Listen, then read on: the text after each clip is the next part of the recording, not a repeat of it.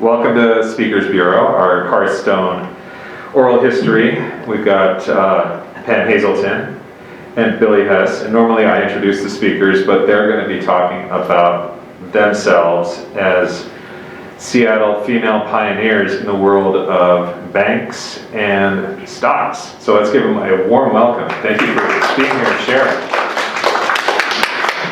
It's truly our privilege to be here to share it, because part of this is pretty funny. I have an awful lot of really funny stories, but I do not want anyone to take offense at the fact that there were lots of us who did not work in the 60s, and I was the exception, as was Billie. And I remember going to lunch with some of my friends in the 60s, and they had babies and they were talking about diaper products and this kind of thing, and I thought, oh my God. And then I ended up having 5 children in 5 years, so I was all into diaper products by then, but I just lagged the rest of the group. Did you want to start, Billie, introducing yourself? Introducing myself, yeah. Well, I graduated from high school, and then I hung around as an old married lady, and for a period of time, and then one day I started going to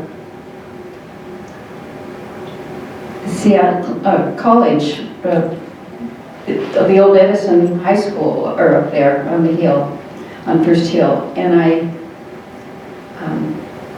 was in a class that was supposed to be over in 9 months. I was going to dental assisting school. And I went up for the first time and had to help the dentist take care of someone, and the man bit my hand. Oh. He couldn't help it. I mean, he had a handicap and he didn't understand what was happening, and it was very sad, but I thought, oh, I can't do this anymore. Then they turned around, I went to school the next day, and they said, oh, guess what? Instead of 9 months, this is going to be an 18 months course. And I thought, whoa, I'm not going to stay in school for 18 months to have my hand bit off. So, and I did. That's what I thought, bit off. And so I went in and dropped out of school. And I just dropped out of school about in June, which is a beautiful time of year usually in Seattle to drop out of school and sit over at Green Lake for hours and all that. But instead, I said, well, I'm kind of bored. And it was at the suggestion of my husband, who said, well, if you're bored, why don't you go to work? And I said, well, I don't even know how to go look for a job. I've never interviewed or anything. I had a paper route for years and years and years, but I gave it up because he didn't like me out in dark. So I wandered around and I went into this little hole in the wall, and they did me a whole bunch of tests, typing and 10 key and all that kind of stuff, and they sent me out to a bank, and they hired me. The only thing was, they hired me on a Friday before Memorial Day, so I didn't get paid for the holiday. I've always felt they owed me that money. But yeah, but it was a whole different. And I started at the bottom of the runner as a teller, and it was really fun. I enjoyed it because I love helping people. As you all know here, you've gotten my help whether you wanted it or not a lot of times, and I know that. I'm sorry, but that's the way I was raised. And I worked right across the street from Foster and Marshall, and knew most of the people there except for you. They were all men, except the secretaries, which brings up one of the wonderful stories. I was raised by a mother who was widowed when I was 11, and there were 4 of us, and so we all worked, and I worked at Penny's a lot all through high school. And then I went to Seattle U, and I worked all during Seattle U, and I was somewhat of an avid Democrat. But I was invited to I think, graduated by then. I was invited to a Young Republicans cocktail party. And the Young Republicans always met in this very gorgeous, huge place in Queen Anne. And I walked in, and here were all these good-looking guys, all in these very expensive suits. And I started talking with them. And they were all investment people. They were all stockbrokers. And I thought, I guess I better be one, because they were making a lot of money. And I really wanted to make a lot of money. So I went to the library, because my father had told me, if you want to know anything, you can always go to the library. You can build an airplane, you can write a book, you can do anything, because you can find out how to do that in the library. So I went to the library, and the librarian said, what do you want to know about investments? And I said, I want to know everything. I want to know how to be a stockbroker. And so she gave me a whole bunch of books, and so I decided I would get a job in the investment business. And I looked around. Merrill Lynch would not hire women except as secretaries. And I went to Foster and Marshall, and I met Al Foster, who was a fine gentleman.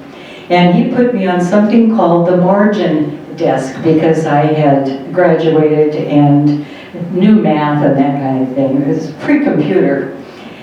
And so I sat around and I watched all this stuff, and I memorized every single, you know how all the stocks have a symbol, one, two, or three letters, most of them. Occasionally there's one with 4. And I memorized all the stock symbols. And I thought, I wonder if I can do anything else here. So I found out you had to get a license. And so I called my business librarian and said, can you give me the information on how I can take the test to be a stockbroker? And she said, oh, sure. And so she called a friend of hers in New York, in the New York library, who had access to all the exchange data. And she got me a copy of all the tests that had been given before. So I studied like a son of a gun. I just thought, I'm going to do this. And I got it, and I walked into this room where there were like 100 men, all in suits, probably much older than I, or at least I thought they were old. They were probably 25, 21 or 2. And I took the test, and I'd been studying really hard, and I finished the test, and I got up and I left, and I thought, oh no, they know something I don't know. I was the first out of there. And I thought, oh, I've done something horrible. What am I going to do now? I failed. Well, it turned out I got a really high score, and I was very fortunate. And so I went back to Al Foster with my new license and said, Mr. Foster, would you like to hire me as a stockbroker? And he said, a woman stockbroker? And I said, yeah, a woman stockbroker. And he said, no, but I'll put you on the trading desk. Now, the trading desk at that time, because we didn't have telephones like we have now, was a long desk, and there were 3 of us. The desk was lined with telephones, and every single one of the telephones was a direct line to a trading desk in New York, like Merrill Lynch and Blythe and all the other big investment companies who made markets in stocks. And so you'd give them the number of stocks you wanted to buy, and they'd tell you what the market price was. So I did that for about a year. And Mr. Foster said, you know, I know you want to sell stocks. You can make a lot more money doing that. And he had arranged an appointment with me at William P. Harper & Son, which was a small investment company, and they did a lot of work in stocks and bonds, local stuff. And I went there, and he said, I would love to have the first licensed stockbroker on my sales force here. And I said, thank you. I just about cried, but I didn't. I just shook his hand like I had learned to do. And so I started at William P. Harper, and it was wonderful. Except the first time there was a meeting at the Rainier Club of all the stockbrokers, and it was a monthly lunch. So I walked in at a couple minutes before noon, and someone said, you can't walk in that front door. There are no women allowed at lunchtime here. And I thought, what are they doing, running around without any clothes on at lunchtime? I mean, I had no idea. And I said, well, I have a meeting here, what do I do? And they said, you'll have to go through the kitchen door. Oh. So I had to fight all the garbage cans and go through the kitchen door. And by that time, I knew most of the guys in the group. And I walked in, I said, you'll never believe what I had to do here. And so there were enough of them that were on the board of the Rainier Club that they changed it so that women at that time could then go through the front door. So ridiculous.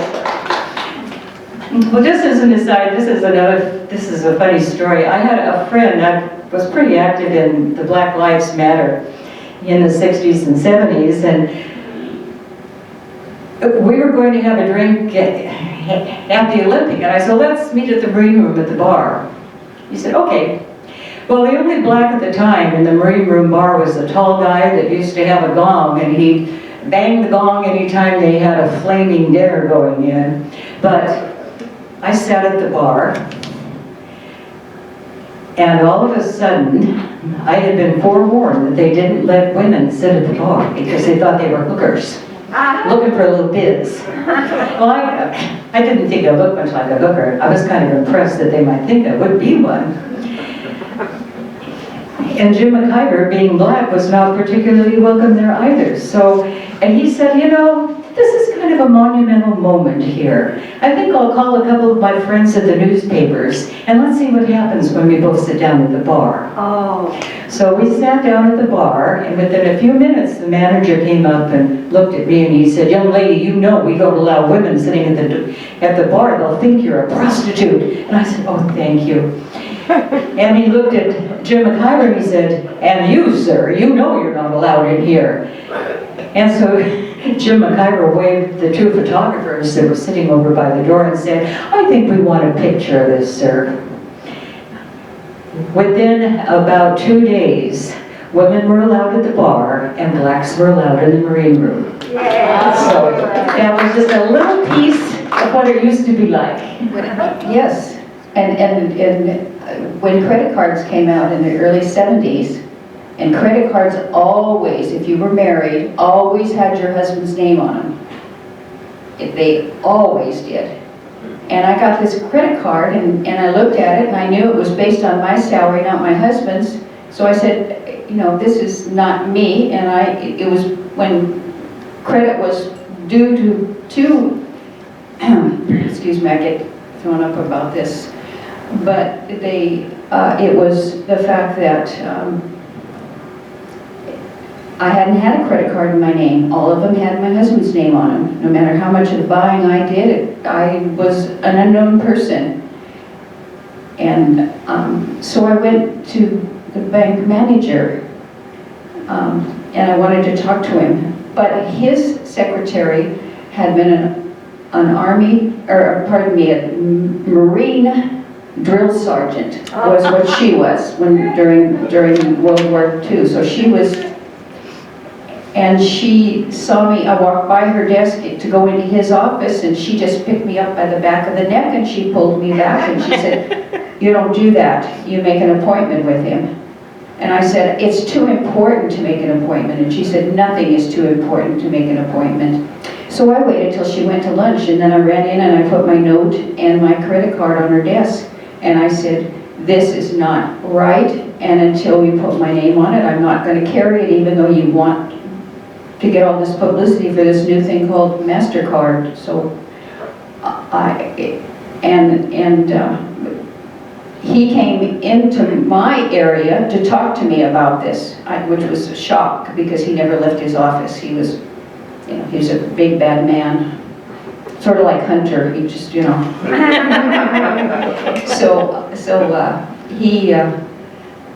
So he came in and he asked me, he said, why did you put that credit card on my, he said, that's a brand new credit card, you just got it today. And I said, because it's not made out to me, it's made out to my husband. And I said, my name is Billie Hess, and it has been for many years. So anyway, when he left, the girls all gathered around and asked me what I was doing and why I was doing it. And I said, well, we are entitled to credit cards, and we are entitled to have credit reports. so that if we end up losing the husband, we still can get things done. And they said, oh, we didn't think about that. So by the time the day had ended, he had all the credit cards back on his desk. Yay. But 2 days later, we all had cards with our names on them. So it was, yeah, you never knew. Yet when my husband passed away and I tried to talk to, what's the name of the television thing or that we have here, Infinity or Comcast. When I tried to say that he died and I wanted it changed to my name or I wasn't going to pay it, they didn't want to talk to me. They sent a letter 3 times back to my husband saying that he had to give his permission, even though I had sent them a copy of the death certificate. So I always thought I was a quiet, peaceful person, but I wasn't anymore. And I won't go any further than I am with having this TV in my room, except, you know, the fact I don't have to deal with Comcast. I'll never have any of the fancy channels because that means I have to deal with them. So, yeah. Billie, what year was that? He died, he died in 2006, so it was Not that long ago. no, it was, Wow. and that's why I was so angry about it, because I had lots of credit cards without his signature and everything, and, I wanted, but lots of people are still out there. The biggest reason though why I was so concerned about credit was the very first person I waited on, my very first day there, they were showing me how to do it. And we had a separate savings department and a checking account. You went to the tellers but the savings people were in a different area. And this little old lady came in, and I mean, she was just devastated. She had lost her husband. He had a heart attack sitting at his desk in our building because he was with Bogley Gates. And she could not have access to any of the money because he had all the accounts in his name, every single one. I said, well, you can't let her out of here. Well, they had to put her on a schedule and pay her on a regular basis. And then when his estate was finally settled, and of course it was a big one, so it took a long time. Then she got her money, but then she came in and she said, would you teach me how to write a check? And show me how to transfer money, and it was interesting. But that one stood with me from my first day, and I thought, boy, my husband's not going to do that to me. But of course, we only got paid by check in a checking account at the bank he worked at. And of course, you got that privilege free. I'm not sure it was really free, but it was. But yeah, she didn't. And all of you, I know how to take care of your own books, but it was terrible. But we had a rule at our house. The person who wrote the checks made sure the other person balanced the accounts so that they knew that where the money was going and coming. But thank you, Billie, for making sure we can all have our own credit. That was really something, because women did not have much of an opportunity to do a lot of financial things, and the proving that I could do what a guy could do reminded me, I think it was Ginger Rogers, that said, yeah, Fred Astaire is a good dancer, but I have to do what he does in high heels and backwards. Yes. I remember that, and I think my mother told me that story. But I got a lot of really good investment accounts when I was at William P. Harper, and after a while I thought, I'll get my broker's license instead, and then I'll be able to get 100% of all the fees. So I found an office, and I started my own company called Allen Investment Company. And there were a lot of people at the time that were retiring from Microsoft after they made their first $1 million or $2 million or whatever they were doing. So I had a lot of people who had a lot of money to spend. And I got into the real estate investment part of it too, shopping centers and apartment houses and that kind of stuff. And so I got a call one day, and someone said, we have an operation here in San Francisco called the American Real Estate Exchange. We understand you're doing a little bit of business up there. And I said, yeah, what are you doing down there? And they said, well, come down and see. So I went down and spent a couple of days looking at, they called it AMREX, American Real Estate Exchange. Well, I eventually ended up being on the board of directors there and actually kept an apartment in San Francisco because I was down there so often. But the best part of it was that I had to travel all over the United States. And it was fun. I had 5 children at home. The logistics were horrendous. I had a whiteboard that had where everyone was and where their lessons were and where their tennis lessons were, where their golf lessons were, where their orthodontist was. But I would go every year to the Baptist church and I would find a 16-year-old girl because the Baptist girls usually didn't drink and they weren't allowed to date. And so I'd hire a babysitter driver and it was wonderful, because I didn't worry about the kids getting picked up and dropped off when they were supposed to be. But the other good part of this constant travel was that there were a lot of really interesting people that I met. They were almost all men. And I learned the most fascinating thing. Have you ever heard of the 500-mile rule? That means that the man's wife says, I don't care what you do as long as it's 500 miles away. Oh. And if I heard that one more time, I was going to throw my drink at him. Oh, and speaking of drinks, you know, when you're a woman going out and you're by yourself there, and with a whole bunch of guys, they like to see how much this lady can drink. Oh. Well, one of my part-time jobs in going through school was to sing in bars. I used to get paid in tips. I sang whatever anybody wanted to hear. So I got to know a lot of the bartenders and I got to know a lot about how the operation works. So whenever I'd go out with a whole group of guys, I'd go up to the bartender and I'd say, you know, I'm going to be drinking scotch and soda. Scotch and soda looks a lot like ginger ale. Oh. So when they order more drinks, the scotch and soda, please replace it with ginger ale. And I got the reputation for having the most amazing ability to hold my booze. It was just, I was incredible. But that 500-mile rule, and there were a whole bunch of them, because you get a bunch of people together, men together, and I'm sure they don't do that anymore, but in the 60s, 70s, and 80s, it was kind of what happened. Yes, it was kind of what happened. You had experiences there too. Well, when my head office, it was in California, and that of course is, you know, a plane hour away. But because I was a woman, I was not allowed to go down the night before because they didn't want the responsibility of me staying in a hotel room.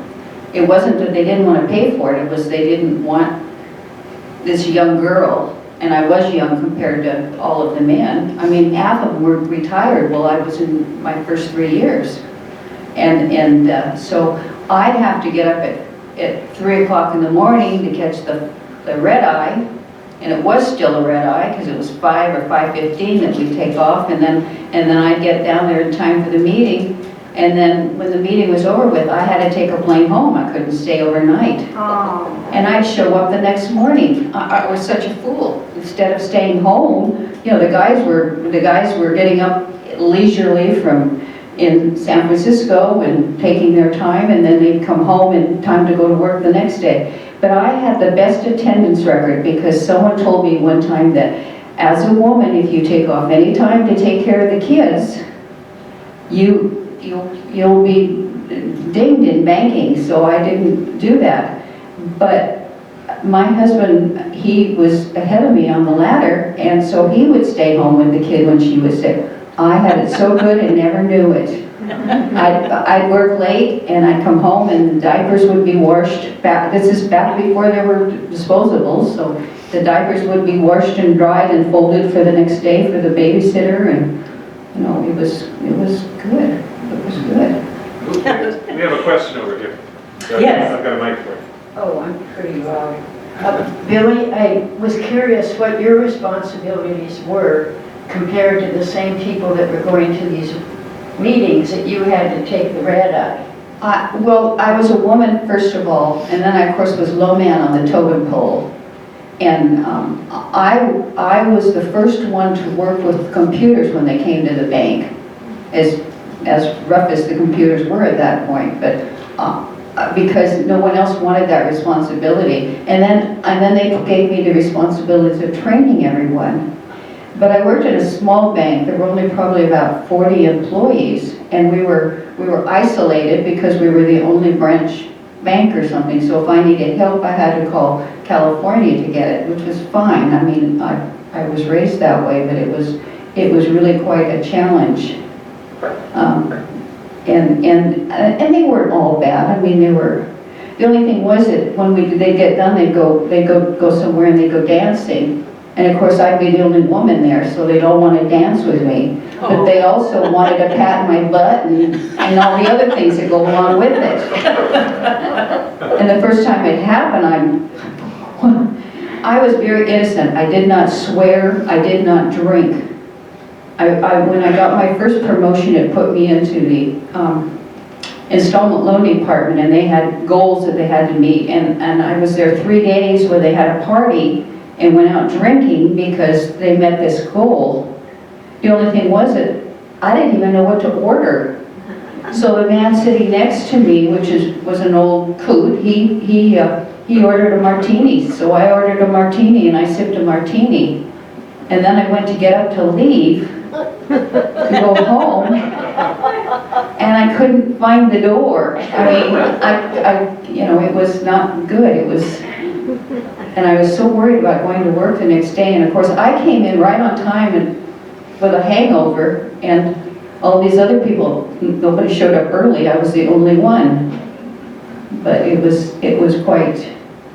They had what they called a flooring for dealerships at that time, and it was Alan Green Chevrolet and Dick Walsh, and it was all, but I was always so innocent that everybody didn't believe me, that I didn't know how to swear. And now I go down, I play poker, and I get upset and I swear like a sailor. No, Is you're that not true, like a Edward? sailor. I guarantee that one. Oh, okay. But it is, and I think, where did that come from? But it was fun. It was fun. Well, there's another thing about Billie that she and I have in common. Billie used to race sports cars, and I used to race sports cars. And I don't know if there are any other women in the room that used to race sports cars, but it was really, really, really fun. I learned to heel and toe and how to corner and how to do all that stuff. And I know Billie did that too. But we were talking one day, and we were talking about cars, I guess, and it came out that we both raced sports cars. So I wanted you all to know that we're probably the only 2 women here at the Hearthstone that have a background in sports car racing. But it was fun, I went there to just get, when my husband got sick, I needed to increase my skills for driving because I hadn't been driving, and I was shook up about him being ill. So it was twofold, and because one day he just said to me, he says, I can't drive home. He said that treatment was too much. Can you drive home? And of course you're worried about him, and you're worried about everything else that's going on in your life. So you learn. But it was fun. Yes, she's right. It was. I still have my red racing shoes. They were special shoes.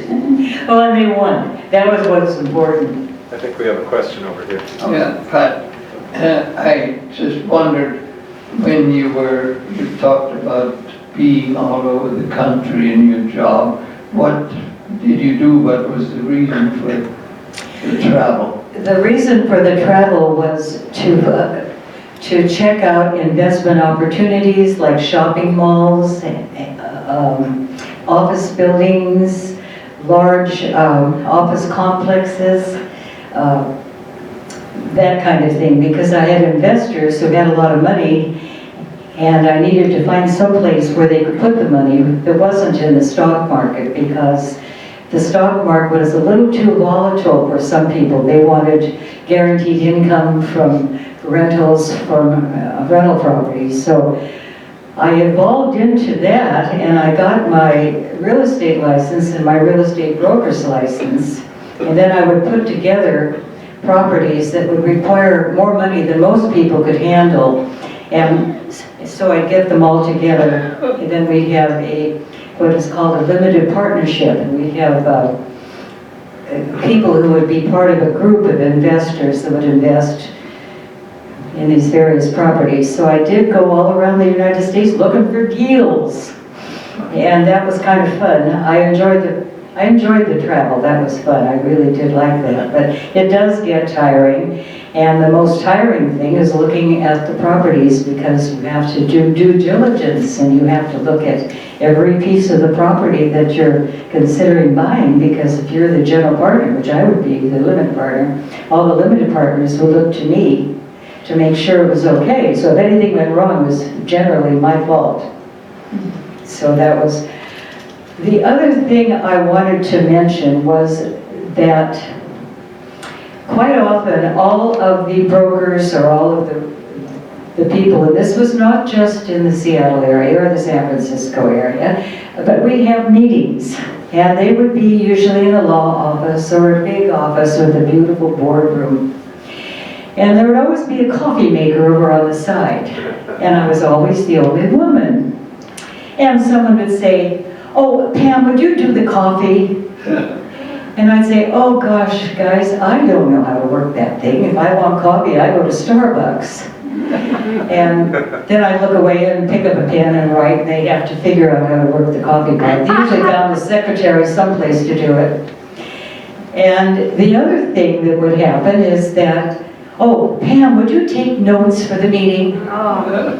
And I'd say, "Oh, I would love to, but you know, I've got an awful lot on my mind, and I would like you to find a secretary someplace that's accustomed to doing this, because I may not write down anything that I'm not interested in." And people would just look confused. I'd go on for several minutes like that, and they'd just make her shut up, you know.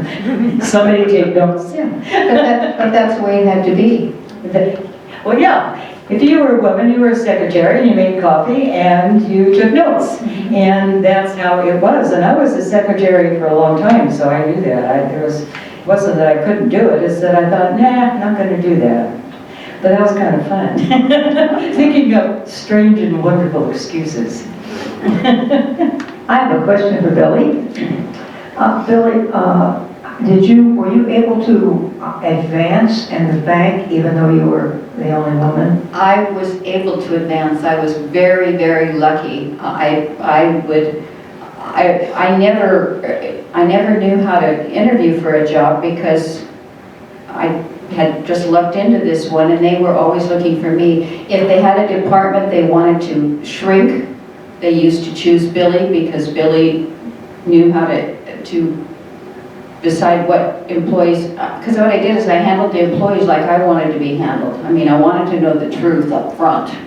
So it was, yeah, it was good.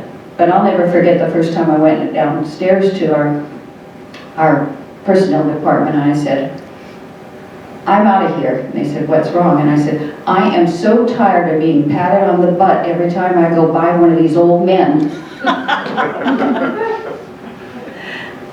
And it was supposed to be accepted. They gave me 100 reasons why I shouldn't worry about these old men. And the biggest one being, well, they'll be retiring in a few years. But it was really hard to struggle. And you... Without a doubt. Yeah, and like she said, to try to get you drunk, it was just unbelievable. When I started taking clients out, I ended up being a lending officer when I left there, but I can be so proud of it. I went and loaned a lot of people in the city of Seattle for their first truck, like Shred It, that comes over here every single day. When they started in, they were doing medical records, my biggest reason for wanting to lend them money was the fact that medical records wouldn't go away. I mean, it was something that, but now they have, because now everything's on computer, but it was amazing. It was, but I'm so proud of myself. When I go down and I see that down there, I shine it all up, because I think I'm the one who helped get them where they are today. And I do, but you don't think about these things, you just do what has to be done. And our bank was a boutique bank, in the fact that if you wanted a loan, I'd print the papers up at the bank, and then I'd get in the car and drive them out to you, so that you could sign them for me and such. And it was just really, and I met Tom Cruise on one of his flights through Seattle. He was on his way to somewhere, and and well, yeah, but it was, it was a big, everybody thought it was a big deal, and my first thought was, gee, you're a short shit. Oh, I'm not supposed to say that word. I'm sorry. He was so conceited. I mean, there were others that I met too, but they were considerate, and they were, oh, sit down, have a drink, let's, or whatever, and because when I went to work for a bank, tea cost 25 cents a cup, and coffee, of course, was a nickel or a dime. And a nickel or a dime, and so I didn't think that if you invited me for coffee, that you really meant that I could have tea, so I would go and have coffee. And I hated coffee. I tried drinking it every way I can, and to this day I don't drink coffee. I just, it just, What was the name of the bank? Pardon? What was the name of the bank? It was called the Bank of California. Okay. It was owned by, I was there 30 years, and it must have been owned by probably 30 different groups, because it was always, and when it went Japanese, or I should say Asian, when it went Asian, it was really amazing, because of course they bring in a lot of their male counterparts, and at that point in time, Asian men were terrible. I was walking out a door one time, and I had my arms so full of files that they were hitting me on the chin. Oh.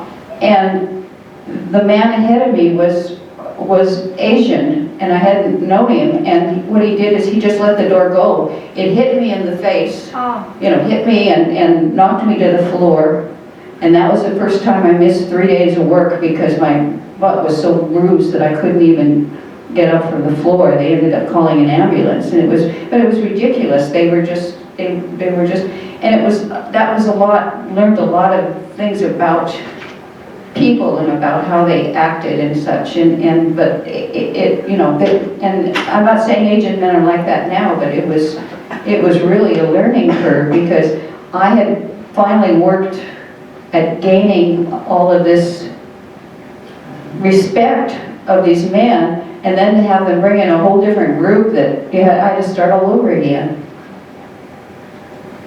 I also had the thrill of working with the Seattle Sonics, because we did, they came in and nobody wanted to finance them, and they got their financing through us, and it was great. But these young kids, back in the old days, you didn't have to pay attention to classes in college to get, I mean, if you could throw the ball and and free throws and all that kind of stuff, then you were in, no matter where, no matter how to. But I had to teach them how to bank. I had to teach them how to use a credit card, and make them understand that if they opened up their credit card to the whole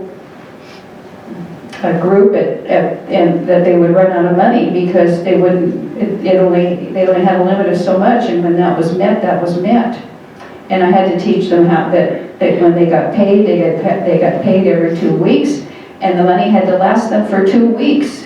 They couldn't overdraft their account, and it was a learning curve for me too. But it was fun, and it was good to see them blossom and become mature adults, because up to that point, everybody had taken care of them. They didn't have to, and it was just fun. But I had a regular sessions with them. We used to have one-on-ones where we'd sit down and I'd say, now, how come your credit card's overdrawn? And he'd say, I didn't realize it was that kind. I said, well, you've got to kind of keep a mental thing up here. I mean, you know, you've only got a $20,000 credit next to my $5,000 card, but they didn't know how to do those things. They weren't taught any of that stuff. They were just, as long as they could play ball, they were heroes. But then when they won the championship, I got to stand up in the window of the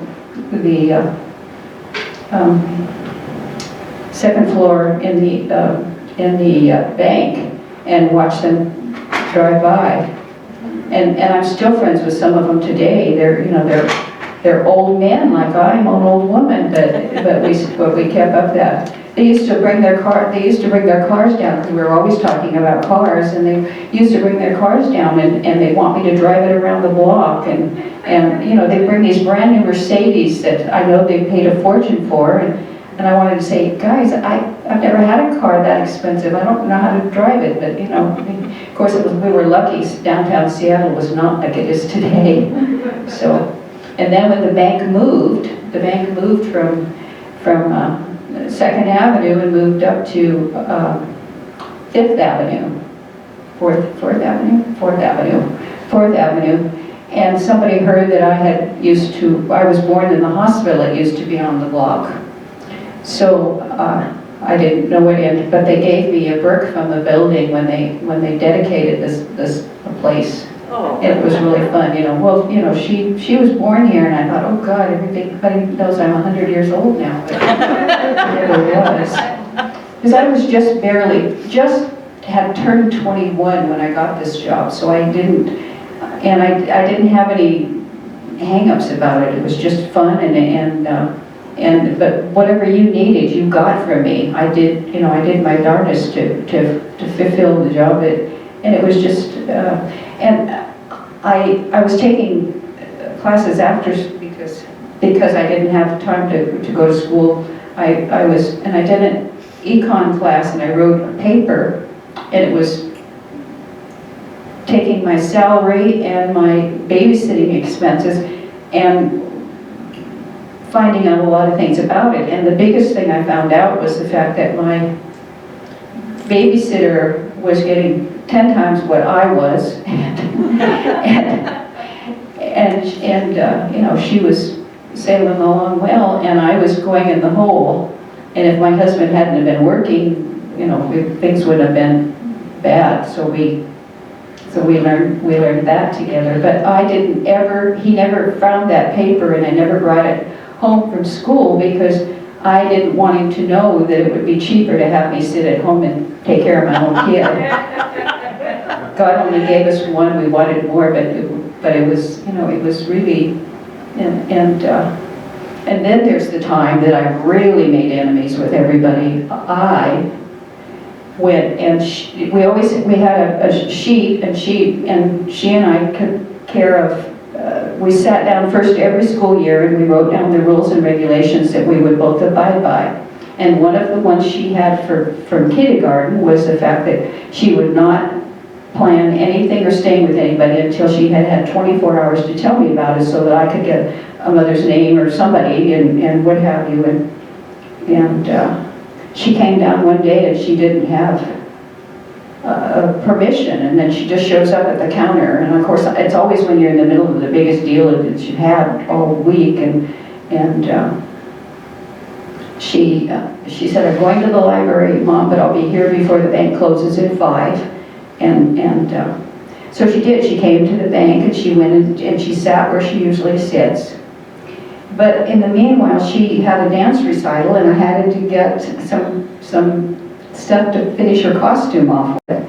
So when I finally left the office about 5:30, I went out the back door, and I stopped because the shop closed at 5:30, but they waited for me.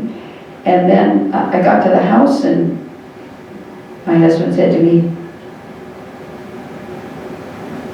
"Where's Terry?" And I said, "Oh my God," I said, "she's at the bank." Oh. "She's where?" And I said, she came downtown and it wasn't on my calendar and I didn't have it. And I was busy when she came in and it was okay for him to make mistakes, but I was still a woman, so it was cute. But I just about that time, we were halfway up the stairs and I said, oh, there's the phone, I'll go get the phone. And the phone was a single woman and she read me the riot act.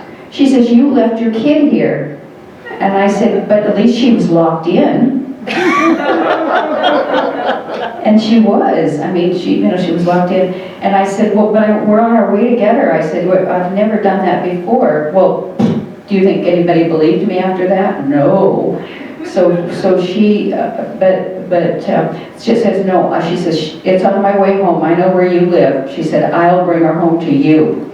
So she brought her home to me. But the nice thing was I got to make dinner and take my time and get it done. But that was the funniest thing. But by the next day, everyone in that, all 40 employees knew that Billie had left her daughter at the bank. I mean, and I said, well, don't I get any points for having it locked up? No. It was fun. And I was innocent. We were very innocent, without a doubt. We were. Oh, wait a minute. You used to go out with my best friend. Oh, yeah, well, I when we were did. in high school. That's when I was really innocent. Oh, yeah, that's Truly very innocent. Well, a lot of you know me as a chaplain, and you probably didn't know I had this investment background unless we had happened to chat. But I'll let you know why I became a chaplain. I was in Spokane in my big Bronco, which is a pretty sizable machine, and I was stopped at a stop sign. I was working with an investor on purchasing a group of McDonald's franchises.